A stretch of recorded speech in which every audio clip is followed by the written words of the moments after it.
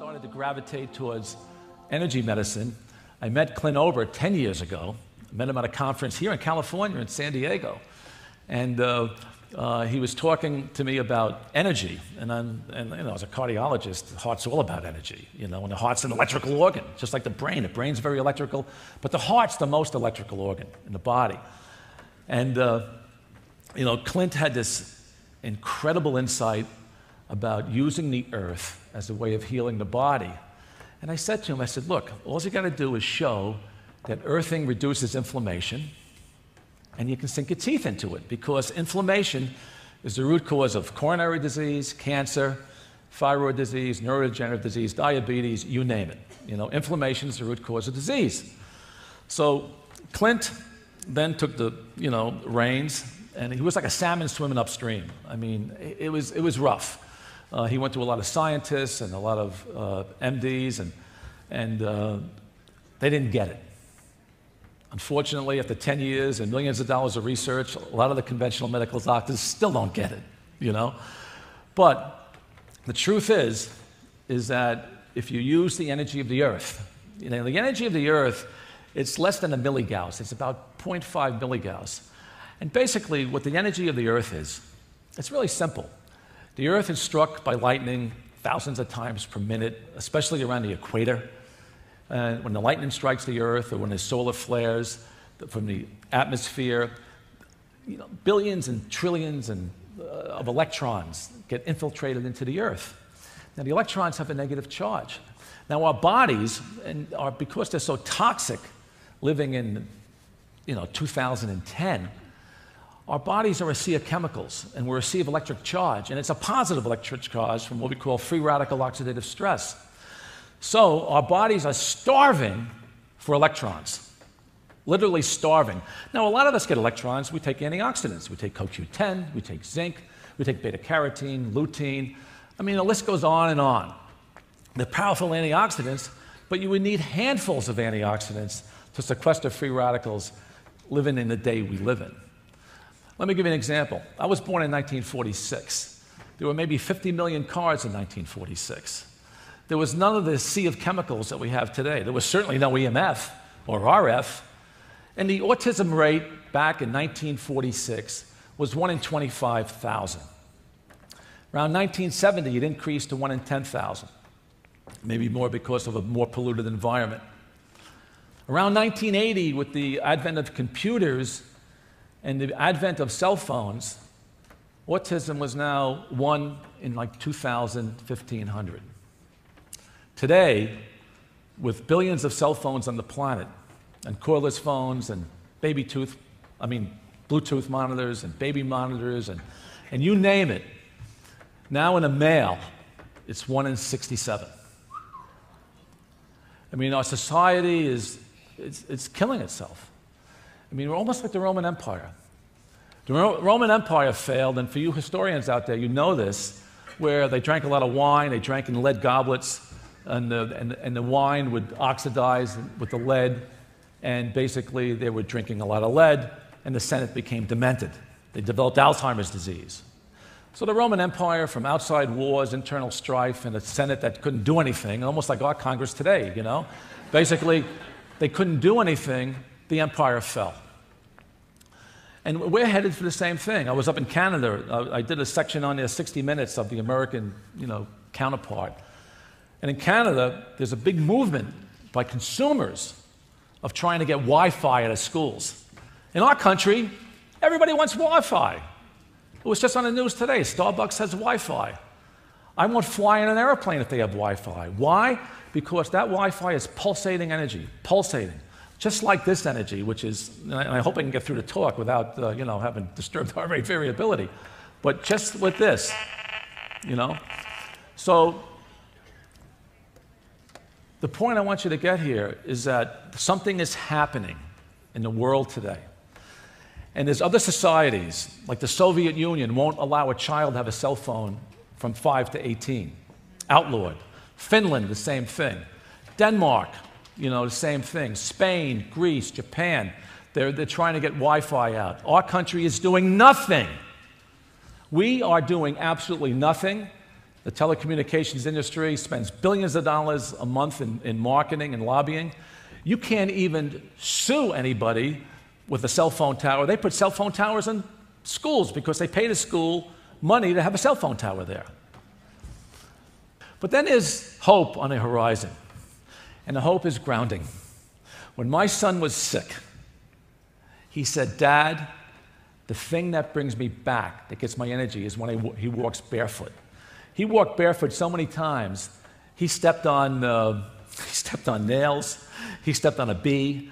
I mean, he was walking barefoot all the time. When we were in Maryland at a horse farm, I got us a room in the Holiday Inn because it was raining. He slept on the grass in the tent, next to the stallion barn, And that's what he wanted to do. He says, "I feel so much better when I ground." And what grounding does, it puts out the fire. It douses the fires of inflammation.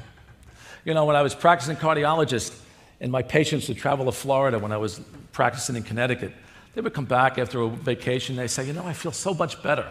And I thought it was the sun, and I thought it was the water, and I thought it was the reduction of stress. But if you really look at it, it was the ground. When you walk barefoot on the sand, or you walk barefoot on the grass, or on concrete, asphalt doesn't count. On tile's okay. Or if you sleep grounded, or if you use a pad, or if you drive grounded, oh my gosh, a lot of things happen. And we did the science. I didn't do all the science. I participated in 2 studies. And I'm absolutely amazed. I'm just absolutely blown away of what Clint Ober has just brought to my attention. And my job is to bring it to your attention and also to the medical establishment. There are a bunch of papers right now that have been accepted for publication on this. A lot of them pertain to the cardiovascular system, and I'm going to go over that tonight. And basically, I'll show a few slides, and hopefully you'll take the message home that we got a problem here, but we have a solution, And we got to share the solution with everybody. Just got to share it. And I have to tell you, it's got to start somewhere, And the way to start is everybody's got to get grounded.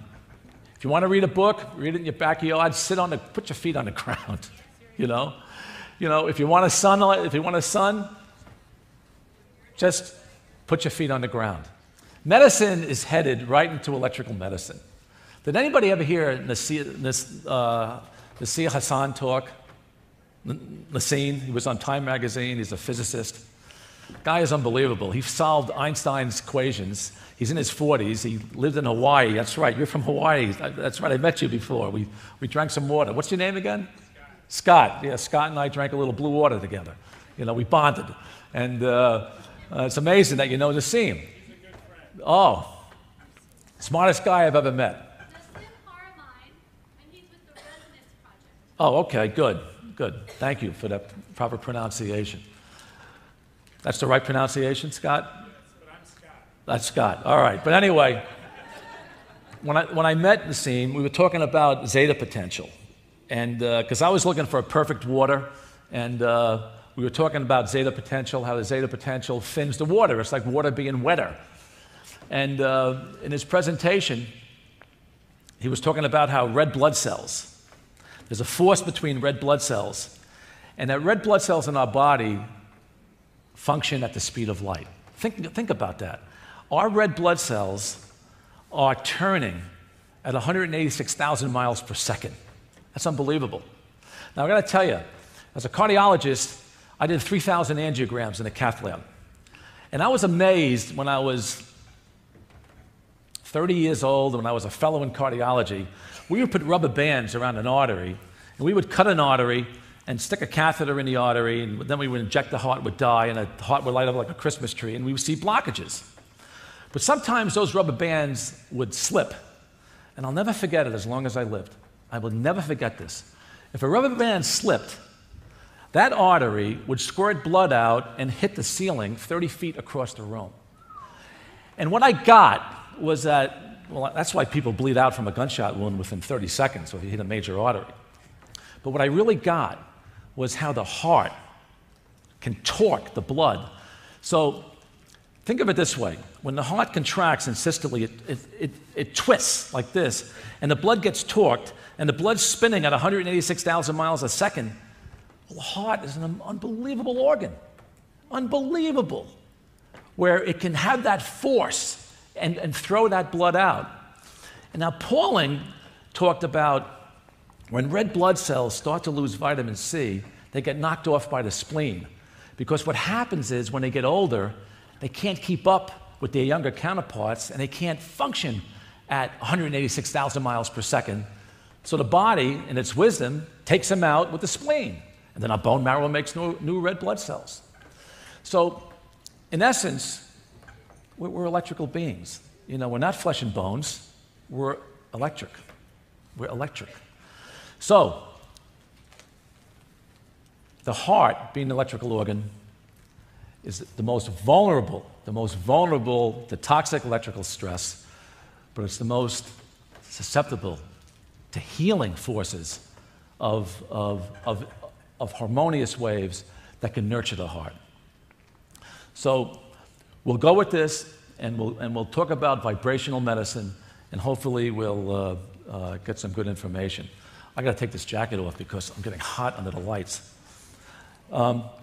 This is a rose. It's from a textbook of John Parakis. He was a bioenergetics spiritual therapist. And it shows that when a rose opens up, there's an energy attached to that plant. You know, all plants have energy.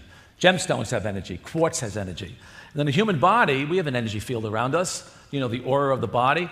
And then we have our chakras. We have these areas of the body that have intensified areas of energy. And that fourth chakra there, you can see it, the heart chakra in the back, is the area that I worked with as a cardiologist. Now, I spent 10 years in bioenergetic psychotherapy. And what bioenergetic psychotherapy is about is energy blocks. If you have an energy block in your body, the energy becomes stagnant, well, that section of the body can be prone to disease. For example, people who are constipated all the time or obstipated, they don't move, are more prone to bowel cancer.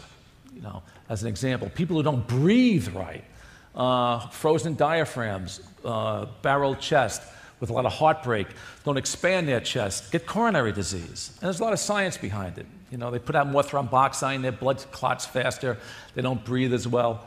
But anyway, in heart disease, I wrote the book Heartbreak and Heart Disease back when I was 42 years old. And what I got when I wrote that book was that how powerful emotional factors are in heart disease. It's almost like cancer. You know, with cancer, I mean, every patient that I know with cancer has some sort of emotional conflict going on, either consciously or unconsciously.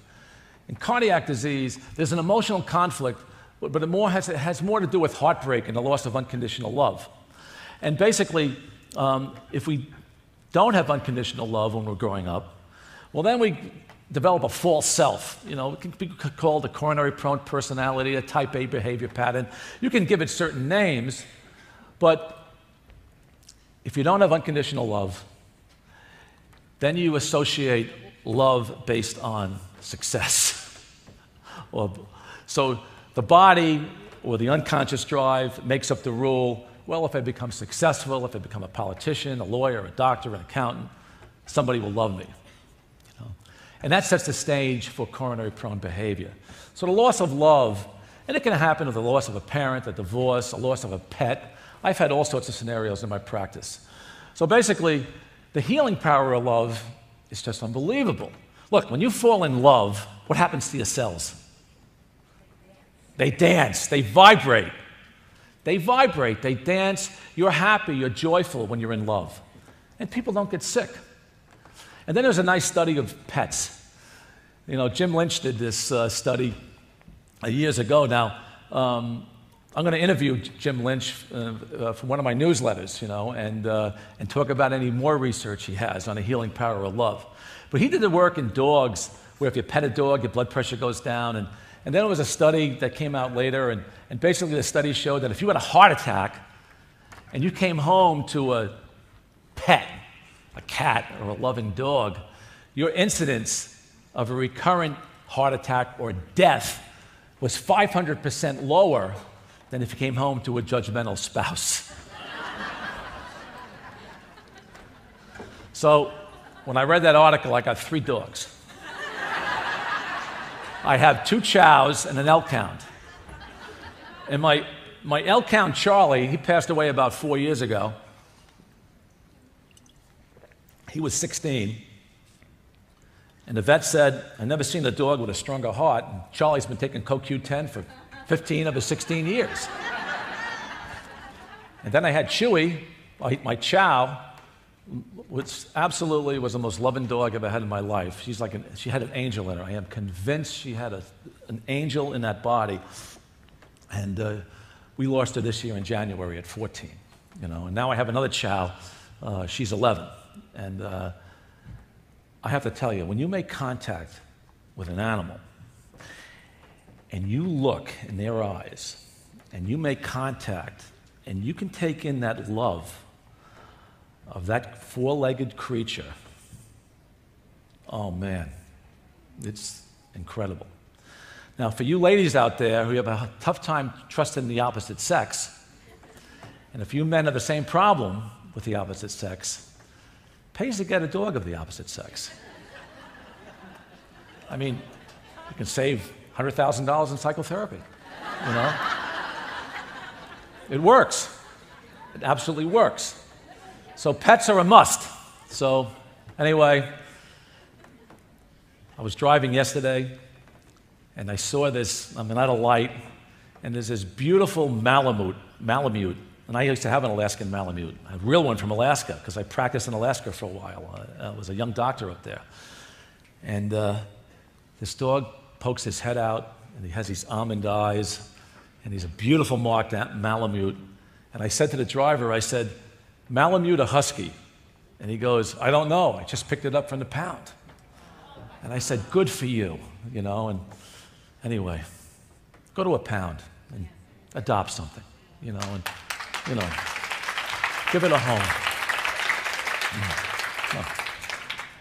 Anyway, bioenergetic medicine. Now, it's kind of interesting. I studied bioenergetic psychotherapy when I came out of my residency and fellowship. And now I'm talking about bioenergetic medicine. Well, it's a study of energy transformation. So every cell must have a way of obtaining energy. Now, detoxification is also an energetic process. When my son was sick, his temperature went down to 95 degrees. When you're sick, your body temperature goes down because you don't have the energy, you can't produce the ATP. It takes an enormous amount of ATP to keep the body up to 98.6. So sick people have lower energy, they have lower temperature. And when I see people with a lower temperature, what happens is the cells can't take in nutrients, they can't expel waste, and when the temperature gets lower, microbials increase, and you get more viruses and bacteria in the body, and more parasites, the body gets activated, and the immune system just falls apart. I saw a far infrared sauna here. Far infrared sauna is one of the best ways of healing the body. I'm going to talk about that later. But the more you sweat, the more you get rid of toxins, because a lot of toxins, insecticides, and pesticides are in a subcutaneous fat. So, and the sauna is one of the best ways of getting rid of bacterial infections. And I'll never forget a famous cancer guy. I won't reveal his name. His wife came down with breast cancer, and he said to me, he goes, the thing that saved my wife's life was she was in a far infrared sauna every day and cooked that cancer to death. Basically, when she cooked herself, she got rid of the cancer. Nice story, but interesting. So, why do we get sick? What happens to us, Well, first of all, there's always a perfect storm behind a major catastrophic illness. There's emotional factors, there's spiritual factors, there's physical factors, but if you look at it, body trauma, that's important. Emotional trauma. I believe every cardiac patient I've seen or every cancer I've ever seen is emotional conflict. It's there, you just got to dig for it. There's environmental toxins, including medications, and properly prescribed drugs. Properly prescribed. Fourth leading cause of death in America today. Don't take pharmaceutical drugs unless you absolutely have to. And that includes, aspirin, ibuprofen, Don't take pharmaceutical drugs. First of all, lots of it's a big lie. I mean, the biggest lie on the planet right now is cholesterol. That's such a big lie and a big scam and a big myth about taking statin drugs. The travesty in medicine, and I see it over and over again, somebody comes into my office, usually a woman, she has a high cholesterol and she's placed on a statin drug. Bad medicine, very bad medicine, very, very bad. I mean, medical profession, we're treating numbers, we're not treating patients. Now look, cholesterol is found at the scene of the crime, it's found at the scene, but it's not the perpetrator. It doesn't cause coronary disease. It's low down on my list. Will RF cause coronary disease? Absolutely. Will excess insulin? Absolutely. Will trans fats? Absolutely. Cholesterol? Look, if you have small particle LDL or if you have LP little a, that's a small particle that can cause inflammation. So there is a small amount of truth to the cholesterol theory of heart disease, but what you see on the television, don't buy it. Do not buy it. And if your doctor wants to put you on a cholesterol-lowering drug, ask him why. There is no proof that cholesterol causes heart disease. There is absolutely no scientific validity that cholesterol causes heart disease unless if your LDL becomes oxidized because there's a lot of small particles and LP little a. Anyway, electrical pollution, wired and wireless. You can get zapped many ways, from 60 AC to small motors, appliances, hair dryers, all that stuff. Hey, look, when you use your clothes dryer, hopefully it's not next to your TV where you're reading a book at the same time. You're getting zapped like crazy. Same thing with your refrigerator. If your refrigerator is on the side of your bedroom and that motor's going off, you're getting zapped. So be aware of being zapped with AC and particularly RF. Trans fats are still in the environment. I mean, and they cause horrific problems. And then there's inflammation, which is really a disease situation. That's a result of the damage of the repair loop. So what happens is, over time, our cells depart from healthy synchronous vibration. Remember, pulsation, vibration, synchronous vibration is the key to life. That's the key to being healthy. When cells start vibrating or stop vibrating, or when the energy goes down in the cell, then, again, microbes can increase, and then all of a sudden the cell becomes sick. So in the healing arts, we have pharmaceuticals, the discovery of penicillin, the discovery of insulin. Hey, good stuff, good stuff. But we relied on a society too much on pharmaceuticals. We live in a pharmaceutical dark age, and we must get out of it. And the answer is basically the nutraceuticals. Now, nutraceuticals are good because they facilitate metabolic reactions, but electroceuticals, I believe, with the help of nutraceuticals, is going to be the field of the future. And it's old. Laying on of hands is as old as the Bible. When you're sick and somebody puts their arm on you, and that person's healthy, a lot of us aren't healthy. We think they're healthy, but we're not. But still, our chi is better. Laying on of hands is absolutely essential.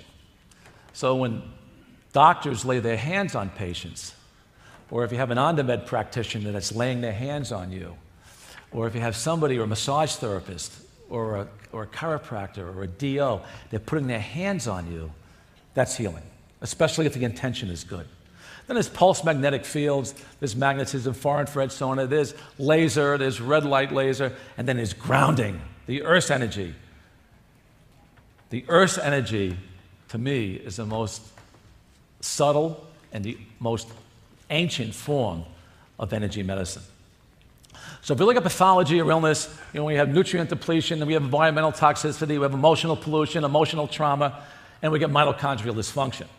Now, remember from high school, we have these little mitochondria in our cells. They produce ATP, they produce energy.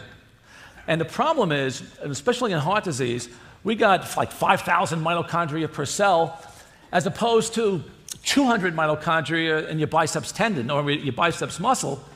So the heart is a very dynamic organ. Now the problem is that these mitochondria, they don't have defense mechanisms. See, mitochondrial DNA, unlike nuclear DNA, have no defense mechanisms. So over time, they get tired, especially if there's trans fats or free radicals or insecticides or pesticides or RF or too much insulin or cigarette smoke or radon, and the list goes on and on. These mitochondria cannot function, they get tired, they get vulnerable, they drop out, and all of a sudden, you get disease. So I really like the mitochondrial theory of aging. I mean, I believe in hormones. I don't believe in a neuroendocrine theory of aging, like growth hormone. I don't fall into that camp.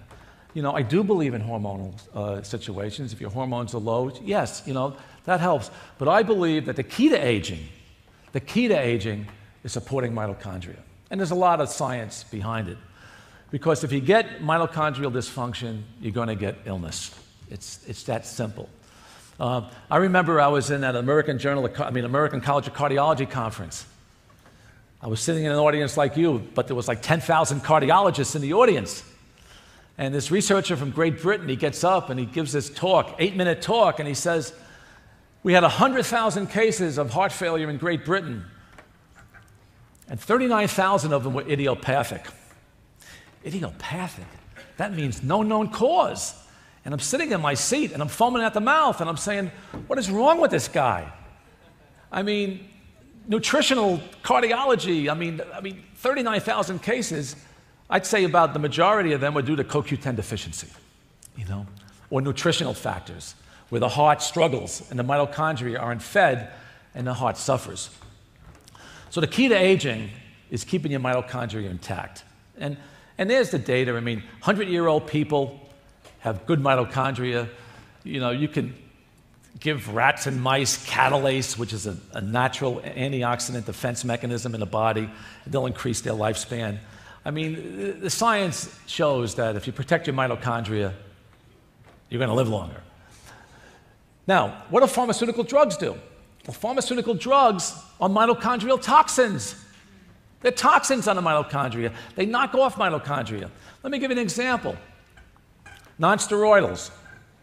Women who take non-steroidals, but more women than men, if they use them over time, they can get hypertension or kidney insufficiency because they cause damage to the endothelial membrane.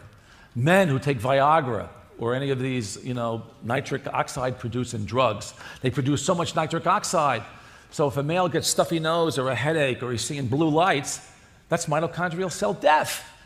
Or Aricept that we give people with Parkinson's disease. It's a potent mitochondrial toxin. So drugs, pharmaceutical drugs, we have to be careful. Now look, if I'm treating a cardiac emergency or if I'm treating a kid with asthma, of course I'm going to use a pharmaceutical drug. That's the way we should use them. But would I take something for a common cold that my body's going to heal anyway? Absolutely not. Hey, look, if you have a headache, ground yourself. Don't reach for the ibuprofen. Because if you keep reaching for it over time, it becomes a reflex, you're going to get mitochondrial toxicity. Now, the other thing drugs do is they cause nutrient depletion. They cause depletion of drugs, of nutrients in the body. Let me give you an example. Aspirin, great drug, depletes folic acid. Women who take birth control pills, over time, birth control pills deplete B vitamins. That's why we're seeing a lot of young women with heart disease, because they don't complement with B vitamins because the drug depletes B vitamins. Statin drugs deplete CoQ10. And the list goes on and on. Beta blockers deplete CoQ10. Oral hypoglycemics, for type 2 diabetes, deplete CoQ10. So we've got to find safer alternatives to pharmaceutical drugs. And basically, that's where nutraceuticals and electroceuticals come in. So if you look at healing, David Wolf did a little interview with me. He says, what do you do for healing? I go, geez, it's simple. First of all, you ground. It's free. It's easy. Second of all, you eat a non-inflammatory diet. Raw foods, a lot of vegetarian. If you do meat, you want to do migratory salmon or buffalo or, nothing with hormones in it. You want to eat organic. You want to avoid gluten. You want to avoid dairy. It's easy stuff, easy stuff. Would I eat veal? No. First of all, I think they're cruel to calves. And second of all, it's one of the most inflammatory meats you can eat. Probably, you know why? Because those calves are suffering.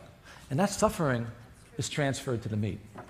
So if you have a steak one night and you can't sleep, you have a nightmare, you took on the energy of that terrified cow.